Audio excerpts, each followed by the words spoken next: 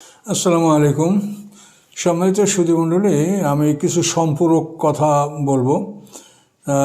আমার এক সুধী আমাকে প্রশ্ন করছেন যে আমরা চিকিৎসা বিজ্ঞানের সহায়তার জন্য দেহ হস্তান্তরের ব্যাপারে আমি কোরআন থেকে আপনাদেরকে যেভাবে জিনিসটা বলার চেষ্টা করছি আমি বলেছি। তো একসাথে আমাকে প্রশ্ন করছেন যে মানে লাশটা যে আমাদের যে হস্তান্তর ডিসপোজাল, তো এখানে আমাদের একটা কাজ আছে। তো সাথে সাথে একটা কথার উত্তর দেওয়া যায় না, একটা প্রশ্ন করে তো চিন্তা ভাবনা করে উত্তর দিতে হবে। তো এখানে আমার কাছে যে কথা ধরা পড়ছে যে এই যে ডিসপোজালের ব্যাপারটা, যে আমরা যে মারা যায় তার উপরে কোনো আর বিধিবিধান নাই। এখন আমাদের উপরে বিধান থাকে যারা আমরা জীবিত, যে তার জন্য সলাতুল জানাজা পাঠ করা, যেটা ফরজে কেফায়া, এটা আল্লাহ রসুল সারা জীবন পালন করছেন, সাহাবীরা করেছেন। এই ফরজে কেফায়া এটা যদিও কোরআনের আদেশ নাই, কিন্তু আল্লাহ রসুল তিনি যে কাজ করেন সে কাজগুলি নিশ্চয়ই আল্লাহর আদেশেই তিনি করে থাকেন। এই জন্য আল্লাহ রসুল জানাজা নামাজ আদায় করেছেন, তিনি ফরজে কেফায়া বলে বলেছেন। কাজে এ ব্যাপারে আমাদের কোনো সন্দেহের অবকাশ নেই। কাজে জানাজার নামাজ ফরজে কেফায়া, এটা তো আমাদের জন্য, এটা মৃত ব্যক্তির সাথে এর কোনো সম্পর্ক নয়। এটা তার জন্য দোয়া করা আমরা করব। এই জানাজার নামাজ না পড়লে মৃত ব্যক্তির জন্য কোনো অপরাধ নাই, অপরাধ হলে আমাদের হবে। তো এখানে লাশ হস্তান্তর করার পূর্বে আমাদের যে মানে কর্তব্যটা আছে সেটা হলো আল্লাহ ফরজে কেফায়া আমাদের জন্য সালাতুল জানাজা ফরজে কেফায়া করেছেন।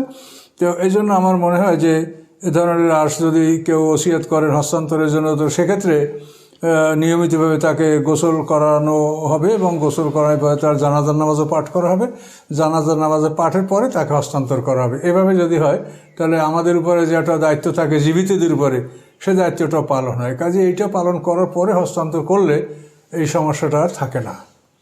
তো এটা আপনারা চিন্তা ভাবনা করবেন। এ হলো এক। আর দুই নম্বর একটা সম্পূরক কথা, সেটা হচ্ছে এই যে মুনকার নাকিরের সুয়ালজার ব্যাপারে আমি যেটা বুঝেছি, আমি কোরআন হাদিস দ্বারা আপনাদেরকে কোনো কথাই আমি গায়ের জোরে বলি নাই।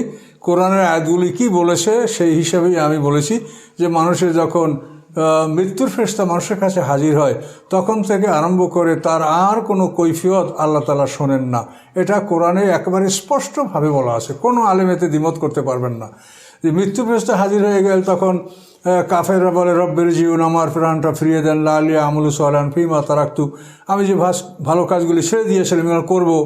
আর মোমেনে ফাসেক বলবে রব্বি লাউল আখারতানিল আযালানকারী ফাসাদদাক ওয়াকুম মিনাস সালিহিন, আল্লাহ আমি ভালো কাজ করি নাই, আমাকে সময় দেন, আমি সৎকার করব, ভালো কাজ করব। তো এভাবে এই সব কথার জবাবই ওদেরকে বলছে ইন্না কালেমাতুন হুয়া কায়লুহা। কাফেরদের কথায় আল্লাহ বলছেন যে এই কথা ওরা বলবে, এটা ওরা বলবে, কিন্তু এ কথার কোনো মূল্য হবে না। ফেরাউন ঈমান আনছে, তা গিরি হতে হয় না। এটা সব আপনারা জানেন একেবারে স্পষ্ট আয়াতে, যে মৃত্যুর ফেরেশতা হাজির হওয়ার পরে একটা মানুষের কোনো কথা, কোনো অনুরোধ, কোনো নেকামল, কোনো ঈমান কোনোটাই কবুল হবে না। এইটা যদি নাই হয় তো মরার পরে আবার প্রশ্ন করবে মান রব্বুকা মান দিনুকা, এটা কি উপকার হবে? এটা ভেন্ট পান ফর পারফরমেন্স, কাজ এটা আল্লাহ কখনোই করতে পারেন না। তো এই কথাটা বোঝার জন্য আপনাদেরকে আমি আরও কিছু কথা স্মরণ করাই দিচ্ছি কোরআন থেকে। সেটা হলোই যে ফেরাউন যখন 10,60,000 লোক নিয়ে লোহিত সাগরে ডুবে যায়, এটা তো বিস্তারিত ঘটনা কোরআনে আছে যে আল্লাহ তাআলা ফেরাউন সম্প্রদায়কে সেখানে ডুবিয়েছেন। অথচ সংখ্যাটা কোরআনে না থাকুক, আল্লাহ রসুলের হাদিস আছে বা তাফসিরে আছে। তো ফেরাউন বিশাল বাহিনী নিয়ে লোহিত সাগরে ডুবে সে মারা গেল তার বাহিনীর সহ। তো এখন মুনকার নাকিরের সওয়াল জবাব যদি এটা আল্লাহর আইন হয়, তো আইন তো সকলের জন্যই প্রযোজ্য হবে। এটা কারোর জন্য হবে, কারোর জন্য হবে না, এটা তো হতে পারে না। তাহলে এখন এই 10,60,000 লোক লোহিত সাগরে ডুবে গেল, এখন এদের মুনকার নাকির কোনখানে এদেরকে প্রশ্নটা করলো সেটা বলেন। এই 10,60,000 লোক লোহিত সাগরে ডুবে ধ্বংস হয়ে গেল ফেরাউনের বাহিনী। তো এদের জন্য মুনকার নাকিরের কী কর্তব্য ছিল, কিভাবে কি করলো তারা, এটা আপনারা চিন্তা করেন। কারণ এই জন্য ওভাবে কথা হবে না। কথাটা হলো আল্লাহ তাআলার বিধান, সেটা হলো মানুষ মৃত্যুর পরে বিচারের মাঠে ওঠার পূর্বক্ষণ পর্যন্ত পর্দার আড়ালে জগৎ। এ সময় যারা ভালো তারা ইল্লিনে থাকবে, যারা মন্দ, যারা পাপী তারা সিজজিনে থাকবে, এবং সিজজিনে থাকা মানেই শাস্তি। আর এইটাই আপনি কবর আযাব ধরতে পারেন বা বরজাখে অবস্থানকালীন সময় তার শাস্তি ধরে নিতে পারেন। কাজে এটা আল্লাহর অধীনে, আল্লাহর দায়িত্বে এটা হবে। কেমন করে হবে, কোথায় আছে ইল্লিন, কোথায় আছে সিজ, আমরা বলতে পারি না। আমরা কোথায় আসি তা আমরা বলতে পারি না। আমরা কোথায় আসি বলেন? এই পৃথিবীটা ঘন্টায় 43,200 মাইল বেগে শূন্যে উড়ে বেড়াচ্ছে, তো আমরা কোথায় আছি?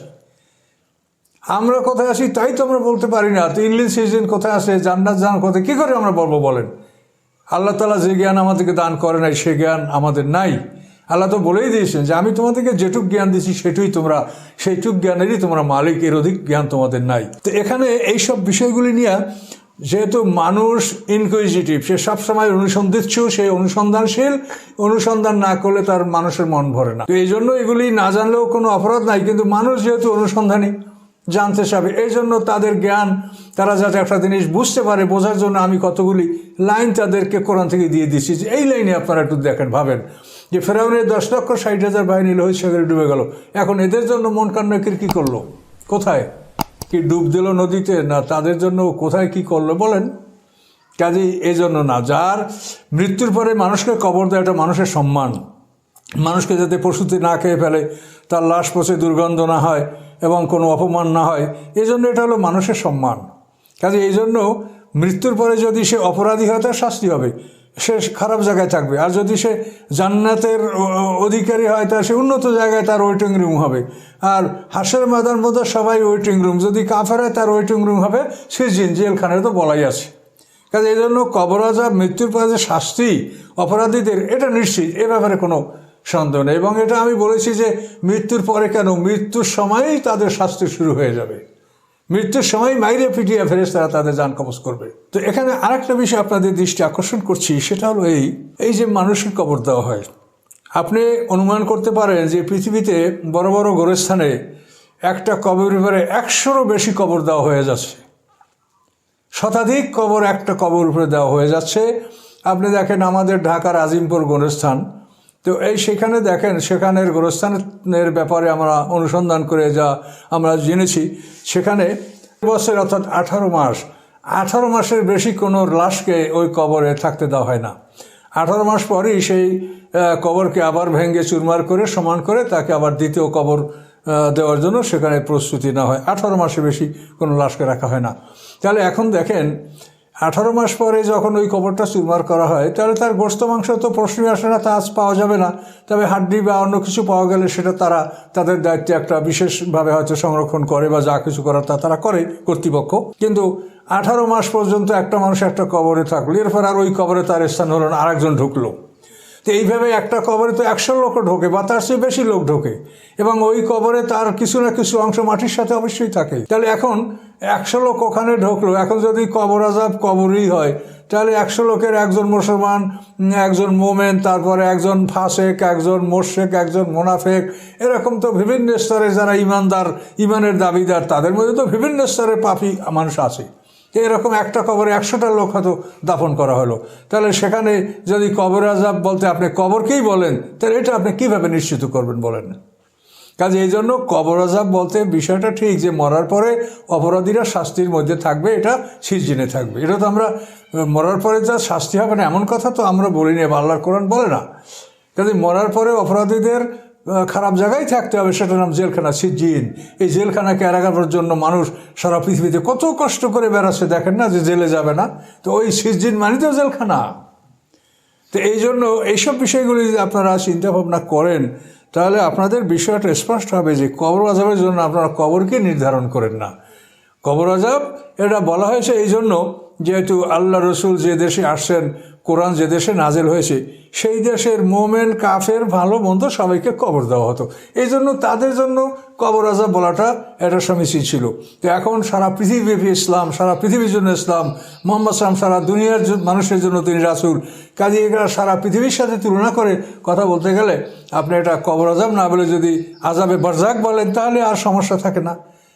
আপনার যদি মন কানে কি মুসলমানকে সুয়াল করে, ইহুদিকে সুয়াল করবে না, মুশরিককে সুয়াল করবে না, খ্রিস্টানকে সুয়াল করবে না, বৌদ্ধকে সুয়াল করবে না, তো তাদের কবর কই? কাজে এই জন্য এটা কবরের সাথে সম্পৃক্ত করবেন না, এতটুকু কথা বলছি। তাই যদি মাথায় না আসে আর বলেন মানে যে অমুকে কবর আযাব অস্বীকার করছে, আপনার বলার জন্য আপনি আল্লাহর কাছে দায়ী থাকবেন। কে কি বলেন বিচারের সম্মুখীন হবে না আপনি, আমি, সবাই। কাজেই আমি যদি কারো বিরুদ্ধে সীমা লঙ্ঘন করে কথা বলি, তা আমি আল্লাহর কাছে এর শাস্তি ভোগ করব।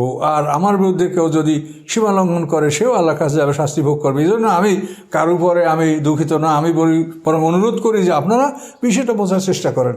আমার কথায় যদি উপকার হয় আপনি শোনেন, উপকার না হলে শুনবেন না, আপনি আরও ভালো কথা বলেন, এটা আপনারও বলার অধিকার আছে। আমি যে কাজ করি এটা আপনিও করবেন, এটা আপনার উপরেও ফরজ। কাজে আপনারা সবাই মিলে ভালো করেন এবং সবাই মিলে এগুলো জানাশোনার চেষ্টা করেন, এটা বোঝার চেষ্টা করেন। ইসলাম ওরকম একটা দিন না যেখানে একটা সন্দেহ সৃষ্টি হবে, এখানে কোনো সন্দেহ সৃষ্টি হবে না, প্রত্যেকটা বিধান স্পষ্ট এবং পরিষ্কার। কাজে এই জন্য এই বিষয়গুলি আপনারা যাতে মনোযোগ দিতে পারেন সেই জন্য আপনাদেরকে এই কয়েকটা বিষয় সম্পর্কে আমি আবার সম্পূরক আলোচনাটা দিলাম। আসসালামু আলাইকুম রহমতুল্লাহ।